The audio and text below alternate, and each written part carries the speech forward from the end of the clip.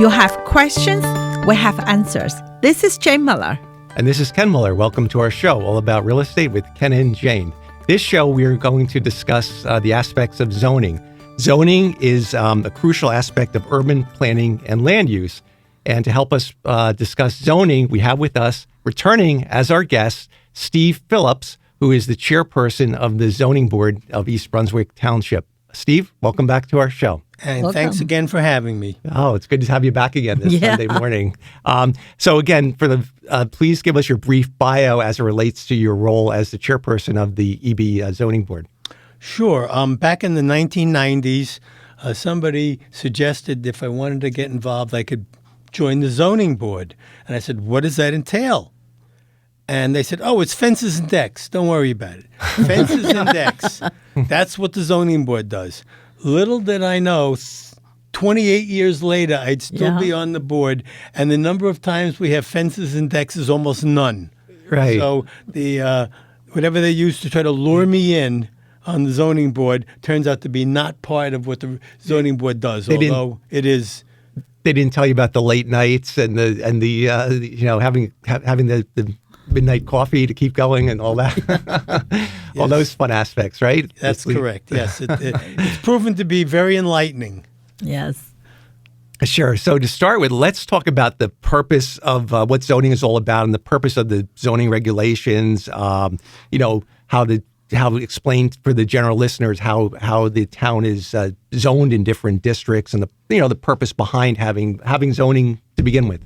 Well, I certainly can speak somewhat to that, although the zoning board itself is a passive agency in that does not provide changes to the zoning or any kind of widespread zoning arrangements. It simply reacts to people who want to do something that does not comply with the existing zoning. Okay, got it. Yeah. So we, as much as we might not like the way the town has done it, which of course is immaterial, but we don't have any say in the way that the town does it. So as a result, people would come before the zoning board having gone to the building department, say, I want to put up a fence, a deck, a shed, I want to expand my driveway, whatever. And so they went before the building department, and then our in-house people looked and said, you need a variance. And so that's what would then put them on our agenda. And they need a variance. The reason being they need a variance is because what they propose to do is not in accordance with the zoning regulations, because it either the setback or it infringes or violates some provision. And that's where the zoning board gets involved when there's something that somebody wants to have done that's different than what the regulations permit. Because if they want to do something that the regulations allow, they do not need the board's approval. They just need the building department to bless it. That's correct. That's exactly right. Because we had our driveway expanded, and I applied for that, and I had to show the impervious calculation and showed that it was still within the aspects of the requirements of your zone, of the zone, and it was based on the calculations. So we didn't have to go any further. We just had to have the permit done, pay the permit, and then have the contract. That's correct. So had you gone outside of those guidelines, then yes. And it's based on the zone you're in. So like, for example, if it's an R3 zone, and that means 3 homes per acre as an average, there's a certain requirement for the number of square feet that you have to have that are pervious. In other words, water can go through it. Right. As opposed to impervious, which is like a driveway or your house itself. Right. And that's exactly what we had to do. We had to calculate by adding this amount of driveway, what's it going to affect the overall footprint. We had to provide the survey and then do like a calculation. And different zones would have different thresholds. For example, if you've got like an R5 or an R6, which is a lot of more homes per acre, you would not have as much latitude to do what you want. But at the same time, it's not as stringent on you as it would be if you had R1, which is an acre. Yeah. You don't want somebody that has an acre to have 25% of their property impervious. Right. They don't want to build but like if you only have 100 by 100, 25% of the property, you already got the house. Gotcha. So it makes so the regulations are more lenient if you have a smaller property to begin with because they have to be. Otherwise, it's not. It's has to- proportional. Proportional, Let's put it yeah. that way. It's not lenient or Yeah. difficult. It's just that's the way it would be. Yeah. So that's how that would run. But then you would have people who want to put in a swimming pool. Mm-hmm. Well, the town had regulations about the square footage that you're allowed to take, and then putting in pools now, they've reflected a change in the impervious surface to cover that. That's one of the changes that's come in the town in the last several years. Mm-hmm. Okay. So could you further explain that exactly In other as an words, example? Yeah. it used to be like 25% impervious. Right. Yes. For property. Okay. And don't hold me to the numbers. Right, no, 'cause just I rough. don't know. just roughly. But now if you put in a pool and you extend beyond the 25% that we're using as an arbitrary number here, that may not require you to get a variance if it's a pool and there's other criteria that you need. Because Okay. it's pool. Okay. So they made it a little bit more flexible. If Yeah, you may have to have some sort of a water retention system on your property. Gotcha. Okay. Dry well. or Dry wells, something. etc. Yeah. Yes, exactly. I learned from you when I was on the zoning board for 3 years. I learned a lot from Steve and the other board member. Right. Learned a lot. A lot of interesting cases. Yeah. Oh, I'm sure. Yeah. Yeah. Right. And to start with, for our general listener base, again, there's different, I know you're on the board, so you're not commenting on, but the regulations are set up, so there's different classifications in any municipality. There's different residential classifications, there's highway commercial, there's industrial, and those are all set up. I think that's all set up for the welfare and to promote orderly, so you don't have, and promote health and welfare, to ensure that the safety of the residents, prevent properties from having conflicting interests, and just a general habitability. I think that's the whole purpose behind the zoning regulations. And then you guys, your job is, I guess, to, like you said, handle the variance requests and you handle residential, commercial, industrial, anything that falls outside the regulations. Well, there is a master plan. The master plan is set up by the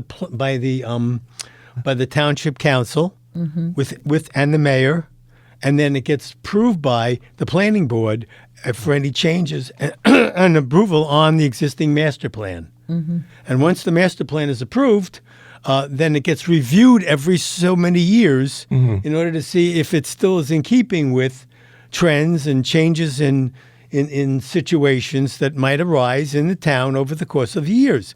So the last time that East Brunswick had a master plan revision was 2015. Okay. So it's still fairly new. Fresh. And within that framework, like the HC, the highway commercial zone, Right. if they move a line or two because one area now is commercial zone and it wasn't before, Okay. or something like that. And I'm not saying that that's specifically what happened. But just as an example, what But could that's happen. an example of what could happen. In the same sense, let's say they have areas where somebody comes in and wants to build cluster homes. Now you're going into another situation. If they average out to be R6, 6 homes per acre, Right. they could put clumps of 10 to 12 together as long as they've got open space around it. Now, we're out of the area of the zoning board. That's part of the town master plan. Okay. And we adhere to the understanding of the master plan and deal with it accordingly based on each individual application. So that if somebody came along and there were 8 diners in a row and they wanted to put a diner up, we're not there to make business decisions for them. Yeah. As long as it complies with the zoning, that's something that It's nothing to do with us. If Right. they ask for a variance, Right. then we can say, okay, wait, this spot here, how is that going to work? Is it in keeping with the other? What do you need? What are you looking for as far as a variance? And then they have to make the case, and it's not our decision whether that's a good business plan. Right. Yeah. I know in the commercial aspect, you have to be very careful because there can be situations where you have a strip mall and it's approved zoning for 3 restaurants, but in reality, in practicality, you cannot have a 3rd restaurant because of the parking, because there's certain requirements. There's already 2 restaurants there. This was a real example. And the third space was suitable for a restaurant, but it was not because based on the zoning in this particular township, there wasn't enough seating. You could literally have just one more table because the parking lot only had like 15 spots, and based on having two other restaurants. So you've got to be, so there's a lot of different complexities with the regulations. You know, you could think, oh, I'm in the clear because I meet zoning, but no, you're not, because you have to look at the use of the property, and if you change of use, it triggers a whole set of other parameters. They changed the use of one of the stores, and suddenly instead of having, by their own experts' estimate, 5 customers per hour, and you wind up having 30 customers per hour. Yeah. You don't have the parking for it. Yeah. Correct. So it's very important. You have to have a thorough knowledge if you're a commercial agent or you're any, lawyer in that field of, all the different, how the regulations tie in together. You can't just assume, it's look at the list and say, it's zoned for a restaurant and, you're home and clear, which may not be, or it's zoned for a supermarket. But if you change the use if you change the use of any location, you trigger, a whole set of potentially can trigger a whole different potentially. So you could have existing stores, and then they want to change one to be something that's going to have a much higher frequency of use. Right. Mm-hmm. Then you have to look at whether or not the parking area is sufficient to be able to accept this new use. Yes. Right. Exactly. Right. Yeah. Right. So it's very. So let's talk about some of the things that zoning, that come to you for variances, like setbacks, height restrictions, building size ratio, or what are some of the, without any specific, cases, but just some examples of things that come before the zoning board. Well, one of the ones that comes before the zoning board a lot is the unfortunate people who own a corner lot. Okay. Yeah. Because technically, whether or not you might recognize it that way, it's 2 front yards. Yes. Okay. So you have both a front yard, which is where you might have your driveway, and the side, which is also on a street, so that's a front yard. Yeah, right. So then if somebody wants to have a 6-foot fence in their front yard, not in their front yard, but they don't see it as a front yard. It's a side yard. But in fact, it is the front yard. Of that street, it's the front yard, sure. So you can't have 6-foot high fences along streets because it interferes with line sight. It interferes with a number of other things. And you have to have a certain amount of distance between the sidewalks and the fence. Yeah. So there's some issues, and so people have to come before us for a variance. Right. There is a way for them to avoid that, but most people don't want to have the fence halfway between the street and their house to put the fence up. They don't want because now you got this 6-foot fence halfway across your yard. And you're losing usage of some of the yard space because the fence is too much indented from the sidewalk. So it would look silly that way. Correct. But they want the 6-foot high fence because of the privacy. Yeah. Right. But they have the misfortune, if you will, of being on a corner. But they are allowed a fence, but the code, if you 4 feet. It's 4 feet. So the additional 2 feet is what's See, I still remember. Issue, right? 4 feet. We taught you well. Yes, Good. yes, You can look at your that's notes right now because we'll take a short break and we'll be right back after these messages. Okay, welcome back to our show. So, Steve, I have a question for you on the zoning regulations. I'm not sure if you know this. Do you know if the zoning regulations between the different townships are more or less similar in terms of their definition of R1, R3, H highway commercial, HC1, HC2, et cetera? Or is those designations are universal? They are, to the extent that HC is highway commercial. Right. Where a town decides to delineate that is entirely their own choice. That's within the framework of the town fathers to decide that. Mm-hmm. But the idea of what R3 means, yes, it means 3 houses per acre, regardless of wherever it might come up in a question. Okay, so it's statewide, in other words. So it's statewide, the designation. I would guess it's probably even more than that. I mean, just the requirements for the various, and that's, although it's zoned that way, that's still part of the master plan. Yeah, right. That goes back to the master plan. Right. And we're talking about variances. So we mentioned the last week's show that they look upon religious organizations with favor most townships. So if you have an R3 or area and somebody wants to put a religious house of worship on there, that would be something that would come before the zoning board as opposed to the planning board. Probably, yeah. Probably, right. Probably. You know, there's some subtleties and nuances within the framework of each of the applications that may change that. But by and large, yes, they do come before the zoning board. Yeah. And what would be some of the things, I guess, the zoning board would look at? Like, how would that process work in a general term without getting, like they would have to... Well, if it's in a residential neighborhood, where are you going to park these people? Right. You Yeah, have to parking. parking. You cannot expect you're going to fill the streets with cars. Correct, Yes. right. Yes. That's okay. So parking would be always something that would be considered, the extent of, I guess, privacy, right? Because even though it's a house of worship, you still want to have enough privacy between the house of worship and the neighbors in the I mean, community. the trees and the lighting. Yeah, there would The lighting, right? Yeah. The usage hours, I guess, although that's probably more or less Yeah. similar. It's not going to be used on a daily basis, but Well, so a lot of them have night meetings and Sure. weekends and so forth. So yes, I mean, there is an interaction that's going to take place between the religious institution and the public that it abuts. right, Yeah. right. And you have certain parts of East Brunswick where there's a mixed use. You have residential, you have commercial, you have houses of worship along. Yeah. I'm thinking like Riders Lane. Those are different areas, so it's interesting. Yeah. Some areas of communities are blended, right? Well, the way that That's the way East the master. Brunswick- Yeah, that's Well, it's also the way East Brunswick evolved. evolved, right? You know, many of the things you're talking about and referencing probably go back to right after World War II. Right. I mean, sure. realistically, there was somebody I met once who told me that he remembers when they paved Riders Lane. Wow. Wow. Right, because it used to be one lane each way or a dirt road, right? It was a dirt road. I mean, the 40s or the 50s, maybe, right? That was. I don't remember it, but yeah, I mean, I'll take your word for it. During the time I was on the zoning board, I remembered one case particular.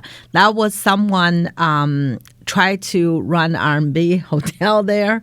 Remember that time somebody tried B&B, to you mean, a B&B, sorry, B&B. tried to rent out the rooms, and then just happened there was a neighbor was a police officer down the street, and they thought something activity going on, and they came to the board. I remember that was like a lot of people, they think they're gonna buy a house as investment. They can rent it out like B&B as just. Most township, you better check with the township because most township not allowed. So that I remember that In a one. residential neighborhood. Yeah. Theoretically, if you wanted to have it in a commercial neighborhood, I don't know how you would come about with those particular requirements, but then you have a different need, but you still need to get a variance probably for that. Yes, I remember that case. Came to the zoning board. Yeah. Right. Let's talk a little bit about like the farmland preservation and how that works. Is that something it's on the books and it's kind of preserved like for forever, or is there like a holding Forever is a limited term. Time. The sun will go out eventually. Right, yeah, too. I know. That's But, forever is simply it's a not matter of. It's not going to happen very quickly. It's not going to happen quickly, right? So so whatever East Brunswick has designated as those areas, that's not something that And can be. that's not the zoning board again. That's not the That's the master plan. master plan, right? Right. So that's pretty much off limits if any developer wants to even think about it, wouldn't get off the ground, right? Because that's we'd never see it. You never We'd see never it. see it. But people always say, "How come they let this happen?" Mm-hmm. Famous line. How come we let this? We can't stop somebody from doing something. We can, if it's legal. Yes, the middle You may not code. like it, but I'm sorry. There's nothing. We can't keep it. We can't stop them. And so where the zoning board comes in is that when somebody wants to do something, there's different levels of variance, and I don't think we want to get into it right now. But there's C variances and D variance. D variance is a use variance. Okay. So if you have theoretically a car wash, Right. you want to change it to being I'm trying to think of something significantly different from a car wash that's not allowed in that zone. That's a D variance. It's a use variance. Okay. But conversely, if you have a house and you want to put up, an addition that gets over 35 feet tall in a residential zone, that's a site variance. Site variance, Site, because yeah. it's building specific and not the use is a D use specific. Let's talk about that. So 35 feet, that's the height restriction. And I think that can differ from town to town. I'm Maybe sure it can. 35 and some are 32 from like, how do you guys look at like that? Or do you see those types of variances for homes or that people are Not trying generally. to? Not generally. No, I mean, not generally.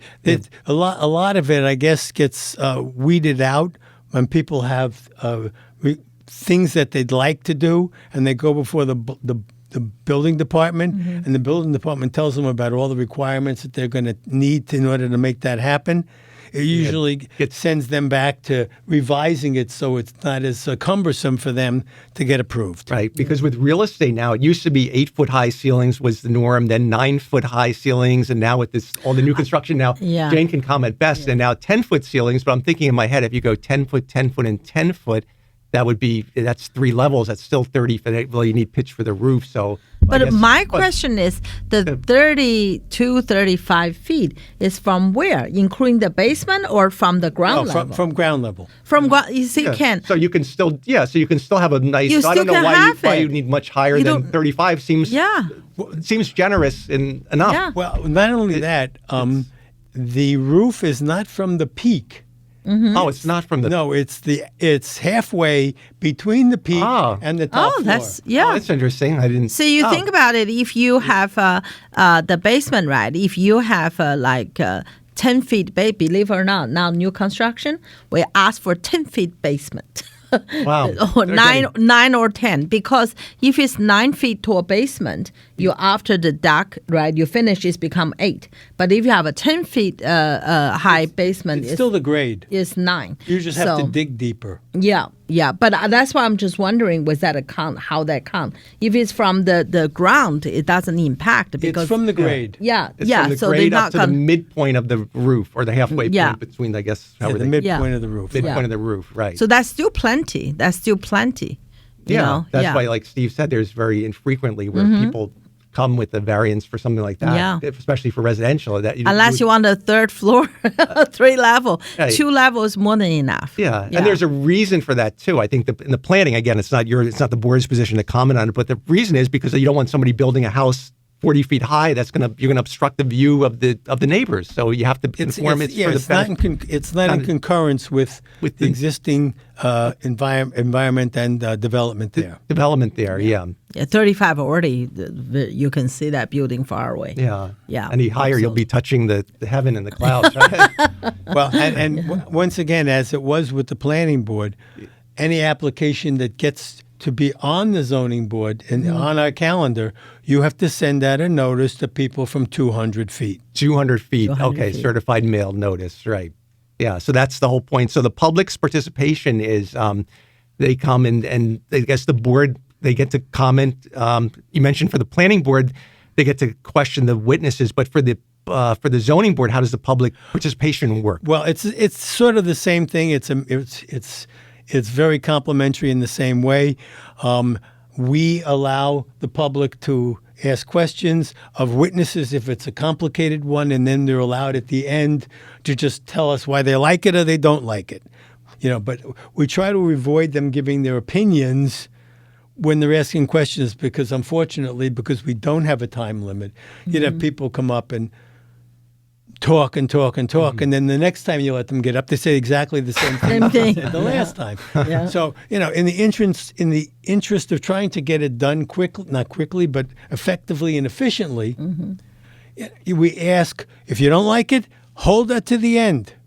Right now, all we want to know is if you have specific questions of any of the applicants' witnesses, Yeah. now is the time for you to ask those questions. They can ask questions of us. They can ask questions of the applicant. They can ask questions of his witnesses. That's generally the way that would work. And then we give at the very end. Now that we've opened the floodgates, come up here and tell us what you like and what you don't like. Got it. Yeah.